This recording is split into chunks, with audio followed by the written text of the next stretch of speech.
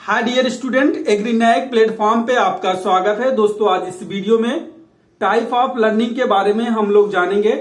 इसके पहले का जो क्लास था लर्निंग के बारे में था, जिसमें हम लर्निंग के इंट्रोडक्शन, लर्निंग के कंसेप्ट, लर्निंग के मीनिंग्स और उसके डिफिनीशन के बारे में जाने थे।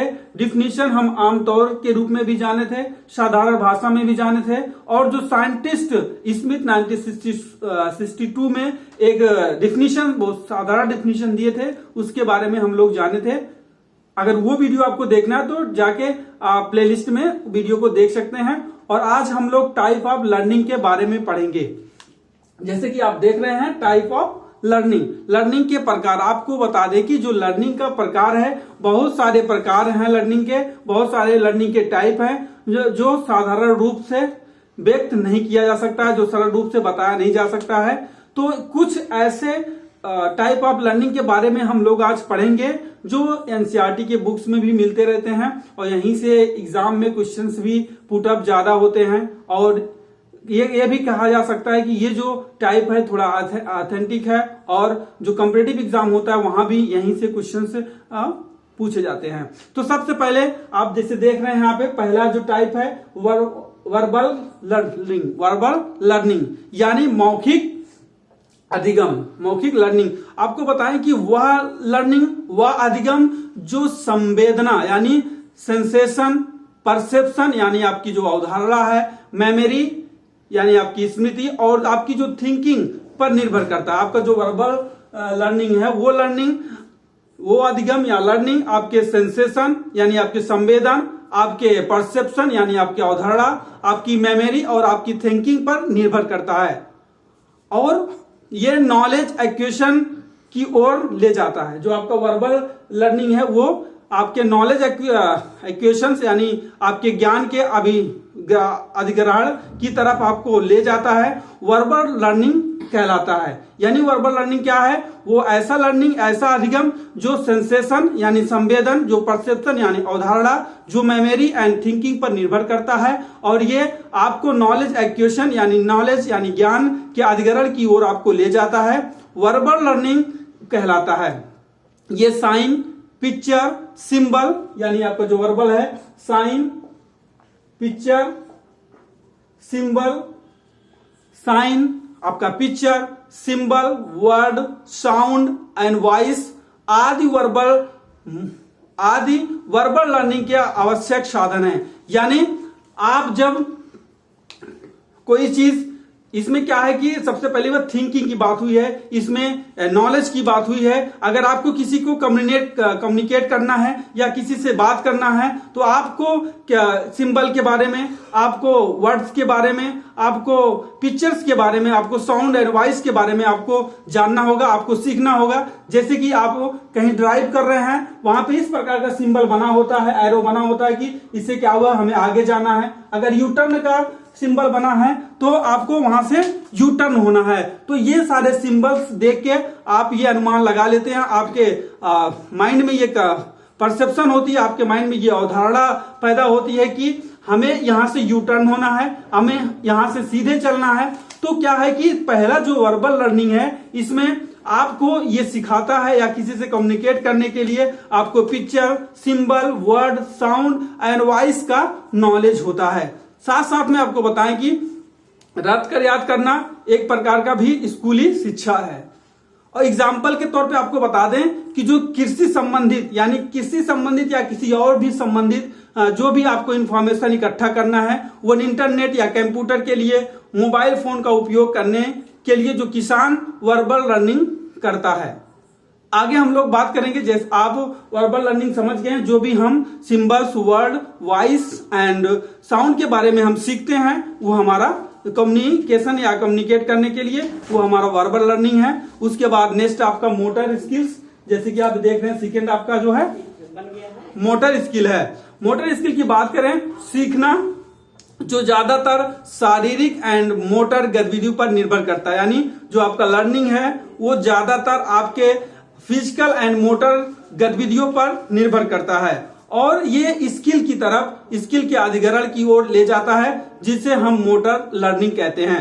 आपको बता दें कि आपको चलना, दौड़ना स्केटिंग करना या गाड़ी चलाना या कि कोई चढ़ाई करना, ये सब क्या है, मोटर स्किल्स हैं। आप इसमें क्या, आपके जो फिजिकल्स हैं, आपकी जो, अगर आप कहीं चलना, जब आप छोटे बच्चे हैं, अगर आप चल रहे हैं तो सबसे पहले क्या करते हैं, जब छोटे बच्चे हैं तो आप घुटने पे होके चलते हैं, उसके बाद धीरे धीरे आप खड़े होके चलने शुरू कर देते हैं, फिर आप दौड़ना शुरू कर देते हैं, स्केटिंग करते हैं, कूद। इसमें क्या है, आपका जो पूरी मांसपेशियां है, उस मांसपेशी की भी यूज हो रही है, यानी आपका जो मेंटली आप फिजिकली भी, जो आपकी जो शरीर है फिजिकली या मोटर गतिविधि दोनों पर निर्भर करता है कि आप अगर दौड़ रहे हैं तो आपकी ताकत भी लग रही है, आपकी शरीर की जो शरीर और जो मोटर गतिविधि यानी आपका जो मानसिक है, जो सेंसेशन है, वो भी आपका इसमें यूज हो रहा है। यानी मोटर स्किल्स जो है, मोटर स्किल्स में शारीरिक मतलब आपकी जो ताकत है, आप की जो शरीर है, आपकी जो मांसपेशी है, उसका भी यूज हो रहा है। साथ साथ में आपके जो मोटर स्किल्स हैं उसकी भी यूज इसमें हो रहा है। जैसे आपको अभी बताया, जैसे चलना, दौड़ना, स्कूटिंग करना, गाड़ी चलाना या चढ़ाई करना, या आप ये कह सकते हैं ट्रैक्टर चलाना। ट्रैक्टर आप चला रहे हैं, आपका वहां पे शरीर का भी यूज हो रहा है, वहां आप शरीर का भी यूज कर रहे हैं, शारीरिक भी यूज कर रहे हैं, और आपका मोटर स्किल्स भी यूज हो रहा है। जैसे आप कोई ट्रैक्टर चला रहे हैं तो आप पैर से ब्रेक लगाते हैं, हाथ से स्टीयरिंग संभालते हैं, तो आप उसमें आपका जोर भी लग रहा है, आपकी ताकत भी लग रही है, और साथ साथ में आपका माइंड भी वहां पे काम कर रहा है। आपको एकदम फोकस करना है कि हमें इस तरह चलना है, हमें यहाँ पे चलना है, ये चीज ध्यान देना है। तो यहाँ पे क्या है कि मोटर स्किल्स में फिजिकल एंड मोटर गतिविधियों पर, ये दोनों पर निर्भर करता है। और मान लो वेरियस इंस्ट्रूमेंट को संभालना, विभिन्न प्रकार के जो टूल्स हैं उसे संभालना, कहीं तैरना, ये सब आपका क्या है, मोटर स्किल्स का एग्जाम्पल है।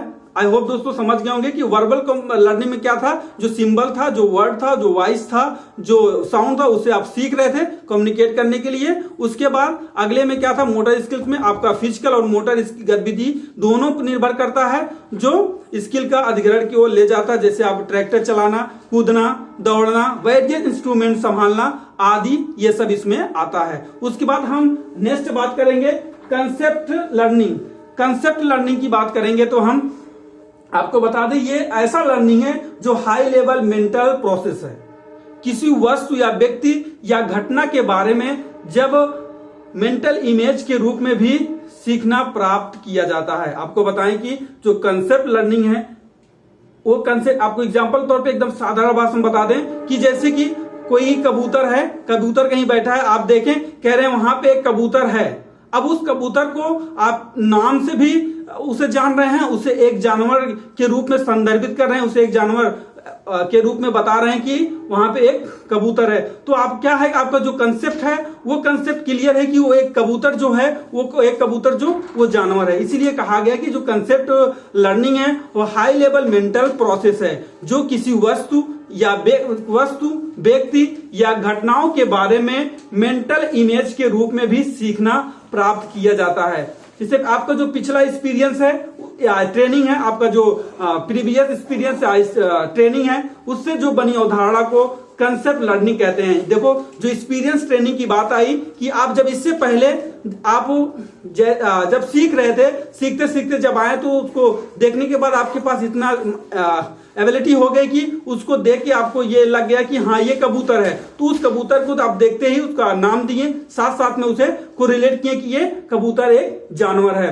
तो वही बात कर रहा है जो कंसेप्ट लर्निंग है। कंसेप्ट लर्निंग में जो पिछला एक्सपीरियंस और ट्रेनिंग से बनी जो अवधारणा है, उसका बनी जो परसेप्शन है, जो माइंड में परसेप्शन बन रहा है पिछले जो एक्सपीरियंस और ट्रेनिंग के अकॉर्डिंग, तो उसे ही हम कंसेप्ट लर्निंग कहते हैं। इसी प्रकार की लर्निंग जो प्रीवियस एक्सपीरियंस के माध्यम से चीजों का नाम देना और उसे पहचानने में उपयोगी होता है। जैसे हम बताएं आपको कबूतर का एग्जांपल दिए कि जो प्रीवियस एक्सपीरियंस लर्निंग एक्सपीरियंस है, उसके माध्यम से चीजों को, जो यानी कबूतर जो है उसे आप पहचान रहे हैं और उसका नाम भी दे रहे हैं, तो यही आपका कंसेप्ट लर्निंग हो गया। ये हाई लेवल मेंटल प्रोसेस होता है। ये ऐसी स्थिति होती है, ये ऐसा प्रकार होता है जिस प्रकार में आप किसी चीज को देख के उसे आप पहचान भी जाते हैं, उसका आप नाम भी दे देते हैं। और ये कैसे आप देते हैं कि आपका जो प्रीवियस एक्सपीरियंस और ट्रेनिंग है, यानी आप जो बचपन से सीखते हुए आ रहे हैं, जो बचपन से आप देखते हुए आ रहे हैं, उसके माध्यम से, उसके अकॉर्डिंग आप उसे नाम दे देते हैं, उसे पहचानते हैं। उसके बाद अगला बात करें आपको फोर्थ का, यहां देख सकते हैं फोर्थ, परसेप्चुअल लर्निंग।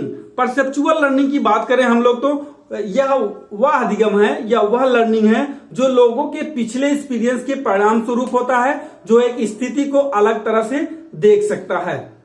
यानी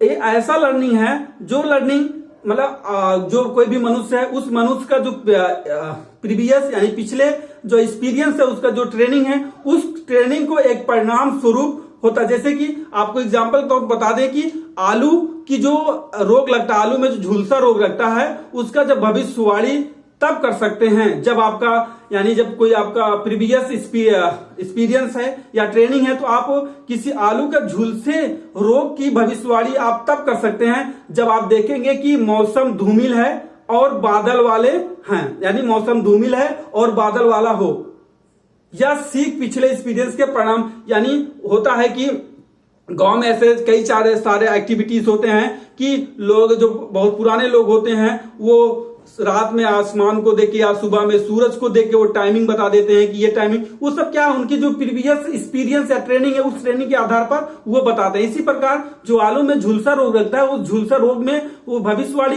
तब कर सकते हैं जब वो देखते हैं कि मौसम धूमिल है और बादल वाला हो, तब वो कहते हैं कि यही सीख जो है उनका पिछले एक्सपीरियंस का जो सीख है वो परिणाम होता है कि ये मौसम धूमिल होने और बादल होने की वजह से किसान में जो आलू के झुलसे रोग हैं उसका भविष्यवाणी कर सकता है। यानी जो आपका कंसेप्ट लर्निंग था, उस लर्निंग में यह था कि वो कोई चीज देखा, देखने के बाद अपने प्रीवियस एक्सपीरियंस एंड ट्रेनिंग के माध्यम से वो उसका नाम भी दे देता है और साथ साथ में उसे वो पहचान भी लेता है। और कंसेप्चुअल लर्निंग में यह था कि वो ऐसी लर्निंग थी जो उसके पिछले एक्सपीरियंस के कारण उसके परिणाम स्वरूप, यानी उसका जो एक्सपीरियंस उसके परिणाम स्वरूप जो किसी एक स्थिति को अलग तरह से देख सकता है। यानी किसान जब यानी एग्जाम्पल तौर बात करें तो अगर किसान आलू के झुलसे की रोग की भविष्यवाणी तब कर सकता है जब मौसम धूमिल हो और बादल हो, या सीख पिछले एक्सपीरियंस के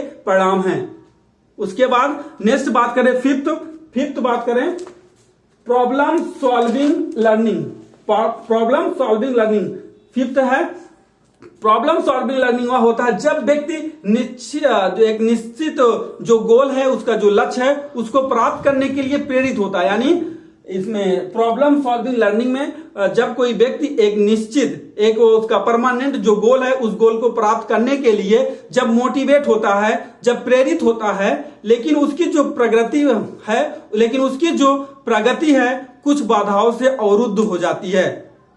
यानी एक व्यक्ति है, वो अपने जो उसका निश्चित गोल है, उसका जो निश्चित लक्ष्य है, उसको प्राप्त करने के लिए जब वो प्रेरित होता है, जब वो मोटिवेट होता है, लेकिन उसकी जो प्रगति है कुछ बाधाओं से अवरुद्ध होती है। यानी कुछ बाधाओं से ऑब्स्ट्रैकल्स हो जाती है। उसके पास बाधाओं को दूर करने के लिए कोई बना बनाया साधन नहीं होता। यानी कोई एक व्यक्ति है, उसका एक निश्चित गोल है, उस गोल को प्राप्त करने के लिए वो मोटिवेट होता है, वो प्रेरित होता है, लेकिन उसके प्रगति यानी उसका जो गोल है उसमें प्रगति कुछ बाधाएं अवरुद्ध हो जाती, कुछ बाधाएं आ जाती हैं या कुछ परेशानियां आ जाती हैं। उस परेशानियों के कारण वह उसके पास जो बाधाएं हैं, उस बाधाओं को दूर करने के लिए उसके पास कोई भी प्रकार नहीं था जो बना बनाया ऐसा साधन हो जो उसके परेशानियों को दूर किया जा सके। उसको सीखने का जो कॉग्निटिव क्षमता है, यानी उसकी जो संज्ञात्मक क्षमता है, जैसे उसकी रीजनिंग थिंकिंग यानी उसका तर्क, उसकी सोच, उसकी कल्पना और निष्कर्ष निकालना आदि के उपयोग के बाधाओं को दूर करने में मदद करती है। यानी कोई व्यक्ति है, उसका जो निश्चित लक्ष्य है, उसका जो परमानेंट गोल है, उस गोल को प्राप्त करने के लिए जब वो मोटिव होता है, लेकिन उसकी जो प्रगति है कुछ बाधाओं से अवरुद्ध हो जाती है, उसके पास बाधाओं को दूर करने के लिए कोई बना बनाया साधन नहीं होता है। उसके पास जो एक समस्या है वो इस प्रकार की सीख कॉग्निटिव क्षमताओं यानी संज्ञात्मक क्षमताओं जैसे तर्क, थिंकिंग, इमेजिनिंग यानी कल्पना, निष्कर्ष निकालना आदि के उपयोग से बाधाओं को दूर करने में मदद करता है। आपको बताएं कि कोई जब व्यक्ति है, उस व्यक्ति का जो गोल है, उस गोल को प्राप्त करने के लिए जब वो किसी परेशानी से दूर जाता है, उसके पास कोई साधन नहीं होता उस बाधाओं को दूर करने के लिए, तो वो क्या करता है, सोचता है, वो तर्क लगाता है, वो कल्पना करता है और निष्कर्ष निकालकर जब वो अपने बाधाओं को दूर करने में अपने आप को स्वयं की रीजनिंग, थिंकिंग और अपनी कल्पना, निष्कर्ष लगाकर जब उस बाधाओं को दूर करता है, तो वही आपका क्या हुआ, प्रॉब्लम सॉल्विंग लर्निंग। और नेक्स्ट बात करें आपका अगला एटीट्यूड लर्निंग। एटीट्यूड लर्निंग की बात करें कि जैसे हम अपने बचपन से ही लोगों, वस्तुओं और हर उस चीज के बारे में अलग अलग नजरिया विकसित कर लेते हैं जिसे हम जानते हैं। जैसे एटीट्यूड आपका जो है, एटीट्यूड विचारों की एक इमोशनलाइज्ड, यानी एटीट्यूड जो है वो विचारों की एक भावनात्मक प्रणाली है जो एक व्यक्ति को एक निश्चित तरीके से कार्य करने के लिए निर्देशित करती है। यानी आपका जो एटीट्यूड है वो एटीट्यूड विचारों का एक इमोशनलाइज्ड प्रणाली है जो एक व्यक्ति को एक निश्चित तरीके से कार्य करने के लिए निर्देशित करती है। अधिकांश हमारे सीखने में हमारे जो एटीट्यूड हैं, हमारी जो वस्तुएं हैं, हमारे जो व्यक्तियों, स्थितियों और एब्स्ट्रैक्ट आइडियाज को फेवरेबल या अनफेवरेबल प्रतिक्रियाओं देने के हमारे स्वभाव में परिवर्तन शामिल है। यानी हमारे दृष्टिकोण के आधार पर हमारा जो व्यवहार है वो व्यवहार पॉजिटिव भी हो सकता है और निगेटिव भी हो सकता है। तो आपका जो एटीट्यूड लर्निंग था, एटीट्यूड लर्निंग में यही था कि जो आपकी एटीट्यूड, जो उनके विचारों की एक इमोशनलाइज प्रणाली है, ये सबसे पहले यहां आप जान सकते हैं जो एटीट्यूड है वो विचारों की एक भावनात्मक प्रणाली है इसमें, और जो एक व्यक्ति को एक निश्चित तरीके से कार्य करने के लिए निर्देशित करती है। अधिकांश हमारे सीखने में हमारे एटीट्यूड वस्तु, व्यक्तियों, स्थितियों और एब्स्ट्रैक्ट आइडियाज को फेवरेबल या अनफेवरेबल प्रतिक्रियाओं देने के हमारे स्वभाव में परिवर्तन शामिल है। यानी आपको बता दें कि हम जब अपने बचपन से ही लोगों, वस्तुओं और हर उस चीज के बारे में अलग अलग नजरिया विकसित कर लेते हैं जिसे हम जानते हैं। यानी जिसको हम जानते हैं उसके बारे में अलग अलग नजरिया, मान लो कि आपका कोई फ्रेंड है, उसकी जो नजरिया है जब उसको आप जान जाते हैं उसके अपने हिसाब से अलग नजरिया देते हैं। कोई और दूसरा है, मान लो आपका कोई दुश्मनी है या कोई आपका रिस्पेक्टेड पर्सन है, उसको जब आप उसके बारे में जान जाते हैं तो उसके प्रति भी आपका एक एटीट्यूड होता है, आप उसके प्रति भी आपका एक मनोवृत्ति होता है जो आप दोनों के बीच में अलग अलग उसकी नजरिया आप रखते हैं। तो यही आपका एटीट्यूड लर्निंग हो गया। आपको बताएं कि सबसे पहले वर्बल लर्निंग था। इस वर्बल लर्निंग में आप किसी इमेज, किसी वर्ड और किसी साउंड एंड वॉइस के बारे में आप सीखें। सीखने के बाद आप उसे कम्युनिकेट किए। मान लो कि कोई सिंबल, कोई ऐसा सिंबल दिया गया तो इससे आपको ये लग जाएगा आगे जाना है, या कहीं आपको अच्छा किसी से कम्युनिकेट करना है तो सिंबल से, वर्ड से, आप पिक्चर्स के से भी उससे कम्युनिकेट कर सकते हैं। तो इसमें क्या हुआ कि इसमें हम सीखें। उसके बाद मोटर लर्निंग में क्या था, मोटर लर्निंग में हम अपने फिजिकल्स, अपने स्किल मोटर्स की ओर भी ये मुझे ले जाता है। उसके बाद अगला कंसेप्ट लर्निंग में हमें ये क्लियर होता है कि ये चीज है, उसे हम नाम देते हैं, उसे हम पहचानते हैं। उसके बाद परसेप्चुअल लर्निंग था। उसके बाद अपना प्रॉब्लम सॉल्विंग लर्निंग था जिसमें जो किसान था या जो भी व्यक्ति था, वो व्यक्ति जब उसका जो गोल है उस गोल को मोटिव करने के, उस गोल को प्राप्त करने के लिए जब उसमें कुछ अवरुद्ध बाधाएं आ जाती हैं, उस बाधाओं को जब वो अपने थिंकिंग, अपने रीजनिंग, अपने सोच और अपने निष्कर्षण से उस प्रॉब्लम को जब सॉल्व कर देता है, वही अपना प्रॉब्लम सॉल्विंग लर्निंग हो गया। एटीट्यूड लर्निंग में यह था कि जब कोई व्यक्ति अपने एटीट्यूड, उसके जो एटीट्यूड है उसके अकॉर्डिंग जब अलग अलग लोगों के का अपना उनका नजरिए के हिसाब से जब वो जानता है तो आपका हो गया एटीट्यूड लर्निंग। आई होप दोस्तों आप समझ गए होंगे कि टाइप ऑफ लर्निंग क्या है। दोस्तों आशा करता हूं वीडियो आपको पसंद आया होगा।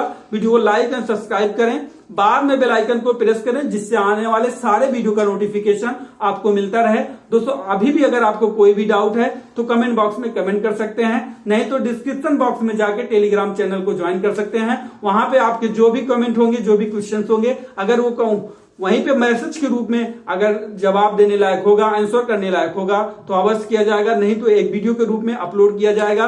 सो दोस्तों जय हिंद, जय भारत।